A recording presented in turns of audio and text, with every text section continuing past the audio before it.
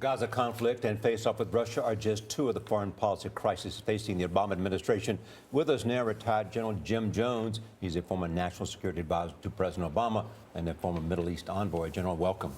Thank you very much. It's good to have you here. Yeah, thank you. Time magazine cover story just out. Cold War II, the West is losing Putin's dangerous game.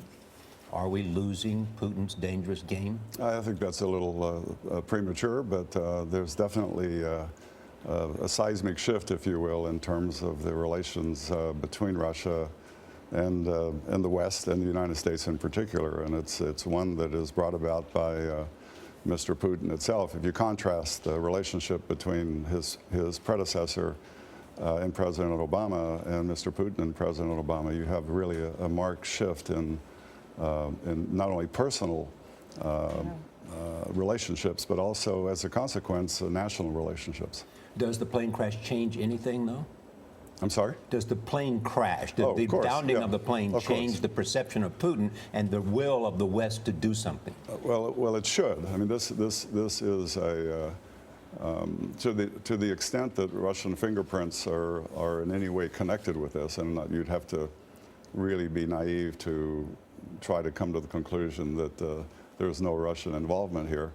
Now, I don't know if there's a fingerprint on the launch button, but time will tell. So I think that that this is, if this isn't a defining moment, it should be, and shame on us and shame on our European friends if they don't react accordingly. You know, I was going to say, you've met him. What can you tell us about him? Because I saw Mike Morello and Bob Schieffer's Face the Nation described him as a bully and a thug.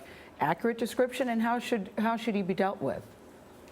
Well, I was privileged to be with the president at the first meeting that he ever had with Mr. Putin, and it was a short, well, it was supposed to be a short meeting, but it turned out to be an hour-and-a-half lecture by Mr. Putin on global events since 1945 and how he interprets them.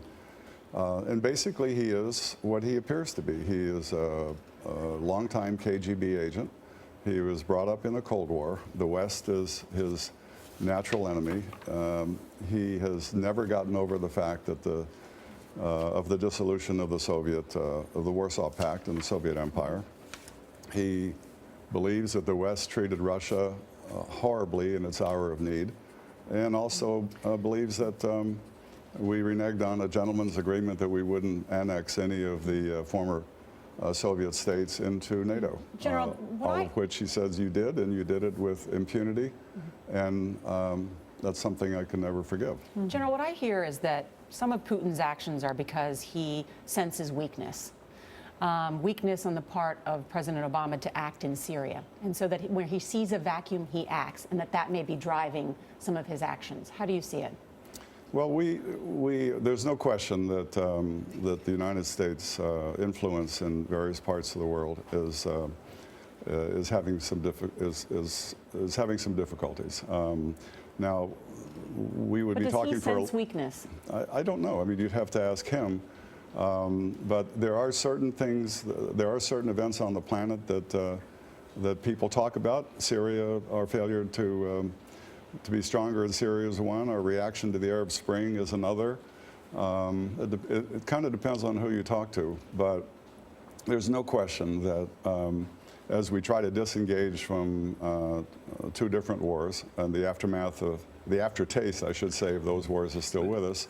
It colors the perception of the United States, and as a result, the president. Yeah, but I mean, if I was president, it'd be important to know what people like you thought about his intention, and if he perceived us to be weak, to do something to eliminate that perception.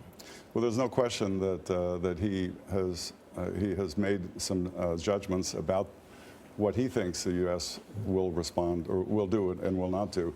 But more importantly, I think we should also bear in mind that I think Mr. Putin is engaged in a long-term strategic plan to get as much separation between us and our European allies as he possibly can. And energy comes into play dramatically here. So I think our response shouldn't be completely tactical. It ought to be very strategic as well.